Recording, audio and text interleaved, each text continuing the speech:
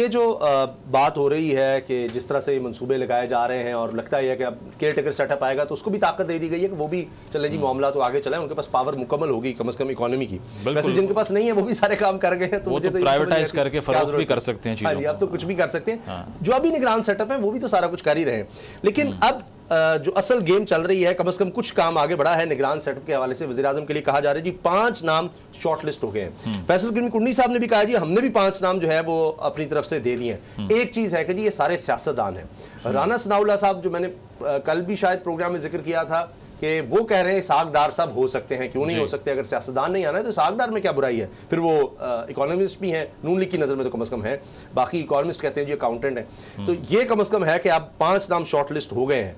तो ये आपको लगता है कि इन्हीं में से कोई नाम होगा या अचानक से कहीं और से कोई नाम आएगा और वही होगा? नहीं, आप ये देखिए कि पहले नून लीग में डिवाइड कितनी क्लियर हो चुकी है कि एक तरफ ख्वाजा आसिफ साहब कहते हैं कोर्ट एंड कोर्ट के इसाक डार साहब का नाम इट वोंट सेल थ्रू, ये आगे बढ़ ही नहीं सकता और इस पर कोई गुंजाइश नहीं है कि इसको मंजूर किया जाए। दूसरी तरफ इसी पार्टी के एक सीनियर मेंबर राना सनाउल्लाह साहब जो कि वज़ीर भी हैं, वो ये कहते हैं कि अभी तो नाम आया ही नहीं, नाम आ सकता है, आगे भी जा सकता है, वो काबिल आदमी है, उन्होंने परफॉर्म किया है, डिफ़ॉल्ट से बचाया है, उन्होंने हमें ये दिखाया है कि वो कैपेबल हैं।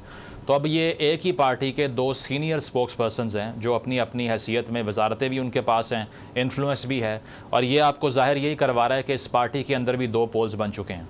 एक पोल जो है वो चाहता है कि डार साहब का नाम आगे चला जाए, एक चाहता है कि इसका जो है वो कोई इसकी पॉसिबिलिटी कोई रूल आउट कर दें। वो पीपल्स पार्टी से एग्री कर रहे हैं ख्वाजा आसिफ साहब। तो लगता यही है कि नून लीग के अंदर भी कंसेंसस नहीं है। पीडीएम की तो बात बाद में करेंगे ना हम कि पीपल्स पार्टी कन्विंस होती है या नहीं होती, उनसे तो मसला ये है कि मुशावरत किए बगैर मीडिया पर नाम ले आए आप, इसीलिए वो इस पर प्रोटेस्ट कर रहे हैं। अगर शायद मुशावरत की होती तो वो भी खामोश रहते इस पर, लेकिन नून लीग के अंदर जो डिवाइड है वो बड़ी क्लियर दिखाई दे रही है। ख्वाजा आसिफ साहब के बयानात हों या दीगर पार्टी रहनुमाओं का इस पर खामोश रहना हो। ख्वाजा आसिफ भी उसमें थे लेकिन शायद उन्होंने इनकार किया जी। वो हामिद मीर साहब ने कहा कि सबसे पहले उनको ऑफ़र हुई, उन्होंने इसको कबूल करने से इनकार किया, उसके बाद डार साहब पर बात कही और उन्होंने ये भी कहा कि ख्वाजा साहब इसको डिनाई करेंगे लेकिन मुझे इल्म है इस बात का।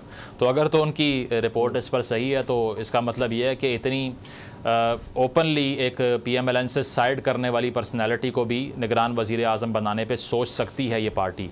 और इसका मतलब यही है कि ये जो 5 नाम की हम बात कर रहे हैं कि ये सिर्फ सियासी लोग होंगे।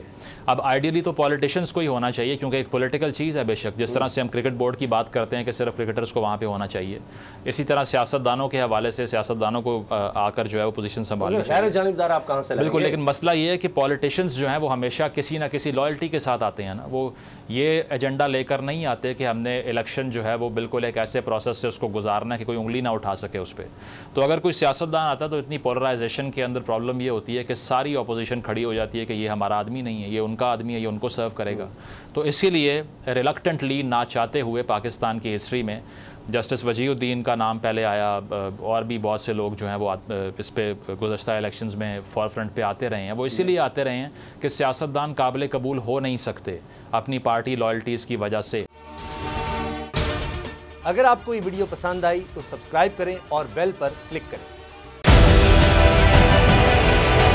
डिजिटल लोन स्कैम, आवाम को कर्जों के जाल में फंसाकर लूटने वाले भेड़िए बेनकाब। बोल की काविशें बाराबर साबित हो गईं, ऑनलाइन कर्ज माफिया के गिर्द घेरा तंग हो गया है।